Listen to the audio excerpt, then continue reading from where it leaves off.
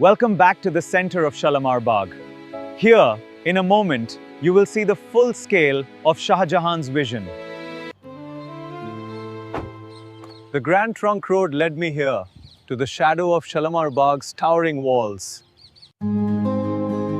This entrance has welcomed royalty for centuries, a true marvel of architecture. You stand upon the Farah Baksh, the bestower of pleasure, the uppermost terrace of this geometric marvel. The engineers of the Mughal era designed systems like this not just for beauty, but as a vital cooling method. From this height, we overlook the Faiz Baksh, the second level. Notice the fountains, the pavilions, a symbolic representation of the different stages of paradise. The white marble waterfall contrasts sharply with the red sandstone. Imagine the soothing sound of the water that would have filled the air during the emperor's visit. The second terrace features a grove of mango and cherry trees, designed not just for beauty, but to provide fresh produce for the royal court. From above, the symmetry of the pavilion, surrounded by hundreds of small niches for candles, is striking. The mathematical precision of the Chahar Bagh design reflects the concept of the four gardens of paradise, a perfect symmetry of water and paths. This garden is a UNESCO World Heritage Site, deeply important to the cultural identity of Lahore. Standing here, looking up at this ancient cypress, you walk along the northern wall, capturing the contrast between the lush interior and the bustling city life. This garden, the intricate stone carvings here perfectly blend the geometric precision of Islamic art with the floral motifs of Persian design. You walk toward the western corner where the remains of the original irrigation system are visible. The aerial view highlights the complex network of clay pipes. Moving toward the center of the middle terrace, we stand among a forest of 152 fountains, a grid of silver stars. The hammam, more than just a bath, was the heart of Mughal royal life, a sanctuary of luxury and absolute. You stop at a viewpoint overlooking the third terrace, the Hayat Baksh. This giver of life terrace is the largest and most serene of the three levels. Descending these final steps, we contemplate the sheer labor required to move this earth and create these plateaus in the 17th century. in this secluded corner, surrounded by nature's geometry, one finds a profound and meditative peace. The Naqar Khana, where musicians played for the emperor, visualize the sounds of sitar and tabla that echoed through these trees. You walk along a path lined with blooming roses. The male voice discusses the favorite flowers of the Mughal Empress Mumtaz Mahal, for whom part of the garden was built. The use of water in Islamic gardens is not merely aesthetic. It serves as a mirror to the soul, reflecting inner contemplation. You move toward the southern edge of the garden, where the wall begins to curve. This aerial view shows the boundary of the estate. You find a stone bench under a spreading banyan tree and sit for a moment. The banyan is a symbol of endurance and shelter in the South Asian sun. These towers were specifically designed for security, acting as vital lookout points for the royal guards protecting the garden. It marks a moment of renewal. This careful work by skilled artisans ensures Shalamar Bagh's legacy endures for future generations. The narrator comments on the educational value of the site for local youth. Welcome to the unseen side of this paradise. Look closely. There's a small hidden gate, a service entrance. The cypress was a Mughal symbol of eternity, chosen for its evergreen nature and vertical reach. Sitting on the steps of the Sawan Bhadon Pavilion, looking out over the water, from here, it appears to float. The Nigar Khana, the picture gallery. Imagine the vibrant masterpieces that once graced these walls. The aerial view shows me standing on the eastern minaret, one of the corner towers, looking out over the neighborhood of Baghbanpura. You walk past the royal kitchens, now in a state of partial ruin. The camera shows the foundation walls and the large ovens. As we transition from the silent garden to the dining phase, exploring these gardens certainly works up a regal appetite. Let's head to the food stalls. The heart of Lahore lies in its chai, a mandatory stop for every traveler.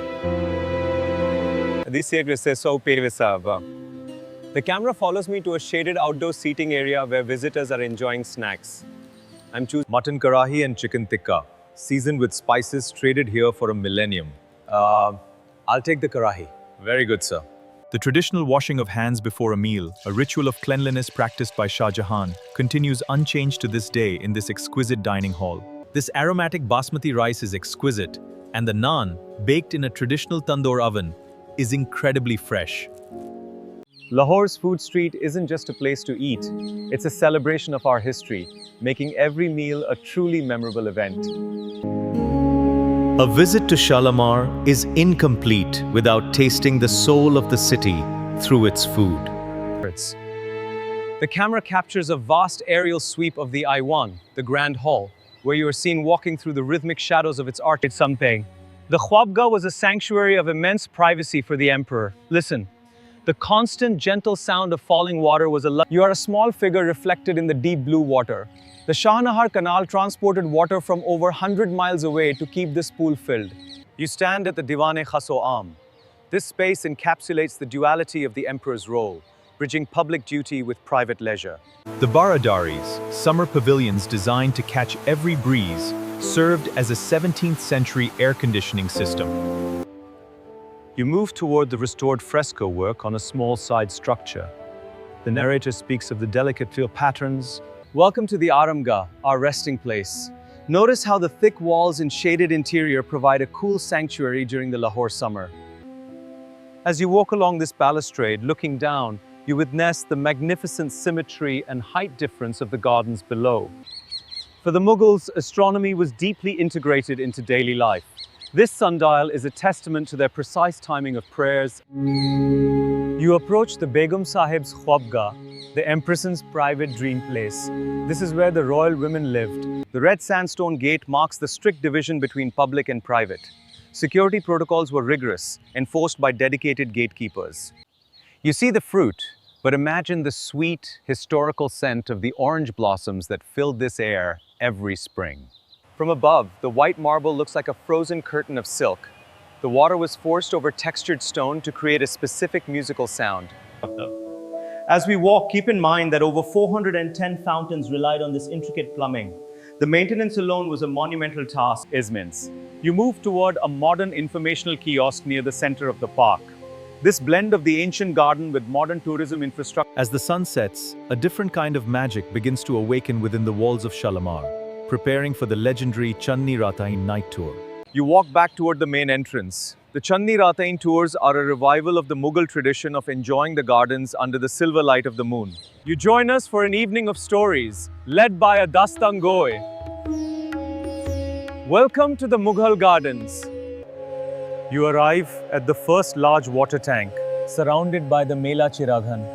This festival has been celebrated for... Come on, let's go!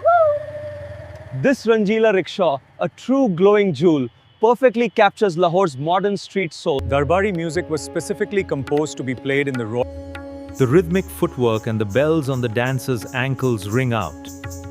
These performances were once the primary entertainment. The gardens of the Sawan Bhadon Pavilion, where the whispers of Shah Jahan and Mumtaz Mahal linger. At night, the sound of the fountains becomes more pronounced, creating a white noise that isolates the garden from the sounds of the surrounding city. You move toward the Arsbegi Pavilion, where These reenactments make the history feel living and breathing, transporting us back to the 17th century. The beauty of nature and soulful music intertwine, guiding the mind toward the divine through poetry and song. From this height, the three terraces look like three steps of light. It's Shola Ima, ray of the moon, a name that perfectly describes it. The Aryan family of gardeners protected this site for 350 years, ensuring that these artistic traditions were never fully lost. The royal hammam, now lit by a mysterious blue glow, was not just for bathing, was a vital social hub. The Charbagh is a cosmic map, where the alignment of the paths and water channels reflects the order of the heavens. The east wall stands as the anchor of Lahore's heritage, a silent witness bridging the history of this garden. Psalm 6. You stop to watch a fire breather or a dhol drummer performing with high energy near the lower gate. The aerial view captures the sparks of the fire. You move into a quiet corner, the absolute silence section. This piece is what the Mughal princes sought, escaping the pressures of Agra or Delhi. Welcome, follow me to the imperial window. From above, it glows like a golden eye. Here, the emperor would give darshan to the noblemen gathered below. Cardamom and saffron, spices once more valuable than gold in the Mughal markets, infuse this traditional kahwa. You walk through the scented garden section, where the night-blooming jasmine is in full effect. The Mughals used fragrance as an arc. You stand near the tomb-like structure of a forgotten courtier at the edge of the garden. While the rulers are gone, their garden remains. With this light, we pay respect to the hands that built Shalamar, bridging our time with the ancient craftsmen. Chalo ab laut chalte hain. Let's walk back, shall we? Wah roshni nahi ab yahan. The light has faded from here. The path, once bright with the sun, now leads through the moonlit mystery of the night, taking us from the Sawan Bhadon towards the final exit. As we walk past the UNESCO plaque, remember the global responsibility to preserve this masterpiece of human genius. Carry the story of Shalamar home with you. You've reached the main gateway. The Rangila rickshaws are lined up to take you back. Thank you for stepping into the pages of history. The GT road demands attention, but it is here, in these quiet corners, that I find the real Lahore, the Lahore of the mind. The camera captures a wide aerial view of the far eastern corner, a less traveled area where the brickwork shows the 17. Oxen were used to turn these wheels for hours on end to keep the garden's lifeblood, the water, flowing into the cisterns. From this aerial perspective, the red pomegranates burst against the deep green, a symbol of fertility. Noki din race. Notice the intricate fish-scale carvings on the marble chadar. As my hand traces, the pattern is transformed. The monsoon shower, or barish, is here, the most celebrated season in Punjabi poetry. Welcome to the rainy season pavilions, structures specifically built so that Mughal royalty could watch the monsoon storms in comfort. I've heard the Mali profession is hereditary. Indeed, our families have passed down the secrets of Shalamar soil for generations. The Mehtabi, a green island in stone. Here, beneath the full moon, the emperor once reciting. The camera captures you from a high angle as you cross the narrowest point of the water channel, stepping carefully over the carved stone. Shalamar has been a Musa Khana for painters, photographers, and poets for over 300 years. We're now at the royal stables, a testament to the scale of the original footprint. The aerial lens follows you to a stone-carved water chute. You are seen watching the water move through the complex geometry. देखो, ये बाग सिर्फ खूबसूरत नहीं है, ये जिंदगी है. You move toward the original Shah Nahar entry point, where the main canal water first enters the complex. The Mughal belief in Haqqul Ibad, the rights of all living creatures, saw the garden as a sanctuary for wildlife. The perimeter walls are incredibly thick, designed to keep the dust and noise of the 17th century Silk Road completely at bay. The mashq, a traditional leather bag, represents the oldest method of carrying water in this region. Still seen occasionally in the history. The scent is indeed overwhelming. These are gul-e-daudi and others imported directly from Persia just for these gardens. The emperor's warning, this garden is a gift to the people and must be protected by every ruler who follows him. You find a small, forgotten doorway leading to a spiral staircase within a corner tower. You walk through a patch of dhoob grass. The aerial view shows your footprints momentarily pressed into the green. The art of kashikari reveals Mughal blue, a chemical secret of cobalt and copper, brilliant and unfaded against centuries of sun. We move toward the Baradari of the south. Bara meaning 12 and Dar meaning doors, a classic architectural form for maximum ventilation. You stop at a small bridge over the main axis, looking down into the water where small fish are swimming. The Mughals often kept in. The Ladies' Bazaar, or Meena Bazaar, was a rare moment of commerce and socializing for the secular elite. Merchants. You find a large banyan tree with hanging aerial roots, creating a natural curtain of wood. You are approaching our modern digital archive center. Here we use virtual reality and digital mapping to rebuild parts of the garden that have been lost to time. The Shalamar Gardens, a tribute to the Mughal concept of abogia, the two essential elements that define its soul, water and greenery. The camera captures you from high above as you walk through a field of marigolds, their bright orange color creating a vibrant patch in the garden. No matter how many times one visits, Shalamar always reveals a new secret to those who take the time to look. This is truly a walled paradise. These barriers were designed to separate the divine order of the garden from the chaos of the outside world. If there is a heaven on earth, it is here. The aerial lens captures you walking through the shadow walk, a long corridor of cypress trees.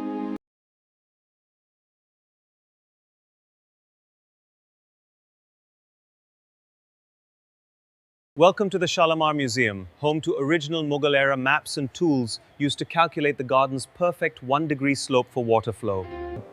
The scale model before us illustrates the Shalamar Bagh principle, the Four Gardens philosophy, a concept rooted in the description of heaven. You exit the museum and walk toward the central throne one last time, standing at its very edge. You walk past them, a respectful visitor in their communal space. Shalamar is not just a museum. Welcome, let me show you the art of Punjab. This is lacquer art, a craft of royal gifts. Taking a piece of the garden's aesthetic home is a way to keep the Mughal spirit of elegance alive in the modern world.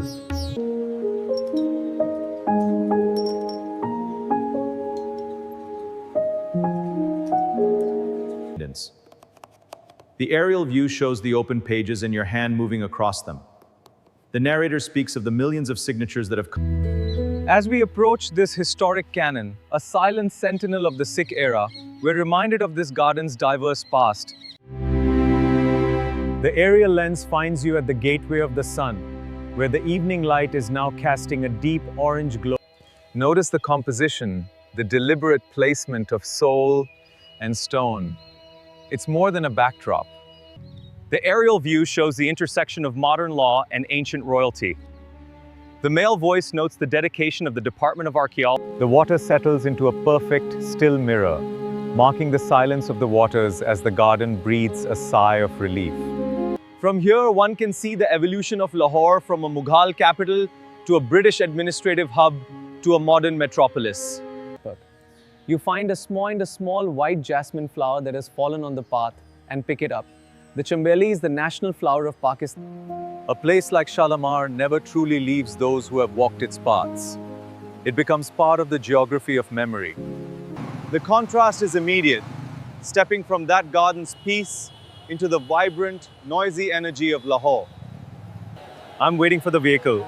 This flavor is the perfect bookend to the garden's elegance. I'm glad you could join me today. Looking back, I think we saw some incredible things. Every visitor to Shalamar eventually finds a reason to come back. It's the eternal return. You are now just a part of the moving traffic, a monument to a man who built for eternity. And so, our journey concludes. From our arrival this morning through the day's exploration, a lovely day experience. And so, the journey continues, with blessings for your path ahead. Farewell.